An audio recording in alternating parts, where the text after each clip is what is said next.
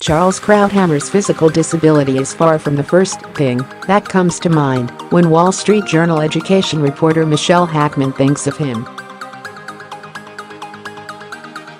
Then again, Hackman told me recently, it may be that I'm blind and I don't have an association seeing him on TV. I did have to go check his Wikipedia page just now to refresh myself on exactly what disability he even has.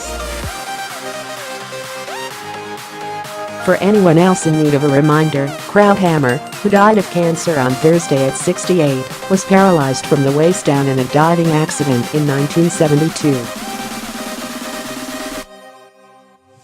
While Hackman's own disability made it easy for her to forget about Krauthammer's, the sheer intellect of the Washington Post columnist and Fox News commentator compelled others to do the same. "I really admire that," Hackman said. "It's not that he's hiding his disability, some of us don't have a choice, but he is so independently well known for his work that his Pulitzer Prize and cogent opinions come to mind first."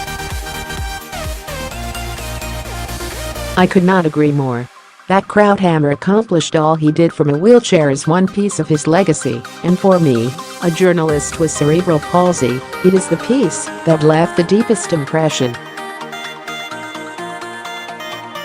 Krauthammer's final column. I did not know Krauthammer personally, though we wrote for the same newspaper, we did not work from the same newsroom.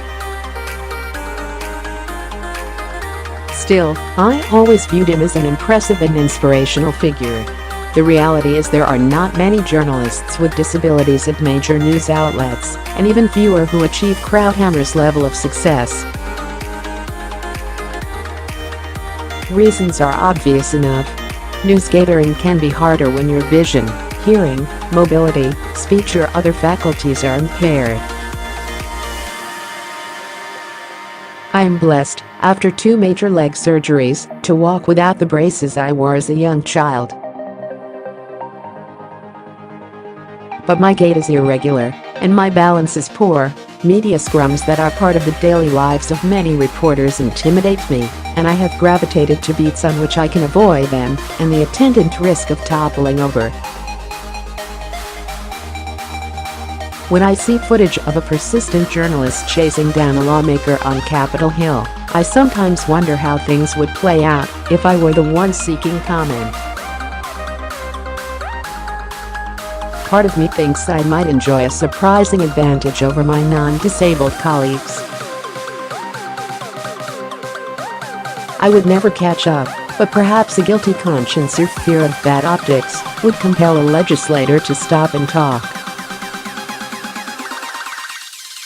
Another part of me remembers that President Trump seemed to pay no political price during the 2016 campaign for mocking New York Times reporter Serge Kovaleski, whose arthrogryposis visibly limits flexibility in his arms.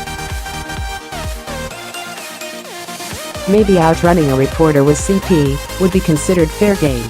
Trump once made a disparaging remark that some interpreted as a shot at Krauthammer's condition. Complaining in 2015 about criticism from Krauthammer and another conservative writer, Jonah Goldberg, Trump referred to a guy that can't buy a pair of pants without making clear which guy he was talking about. Krauthammer, perhaps being charitable, said he believed Trump had aimed the insult at Goldberg. Krauthammer in March 1985. Ray Lustig, The Washington Post. In 1984, when Krauthammer was a staff writer at the New Republic, he told the Post that he didn't like people to make a big thing about his disability.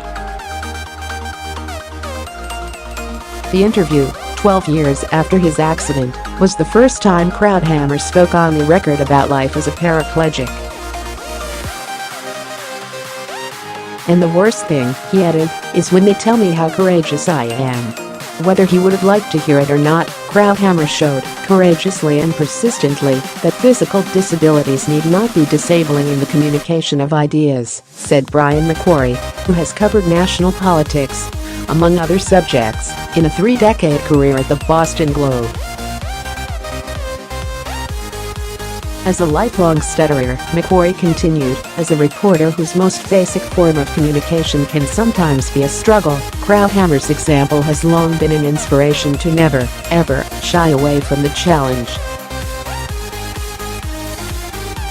Krauthammer said in that long-ago interview that in the immediate aftermath of his paralysis, he thought, "The terrible thing is that people are going to judge me now by a different standard. If I can just muddle through life, they'll say it was a great achievement, given this." "I thought that would be the worst, that would be the greatest defeat in my life, if I allowed that. I decided if I could make people judge me by the old standard, that would be a triumph, and that's what I try to do." Krauthammer did it. And he became a model for other journalists with disabilities, including this one, to attempt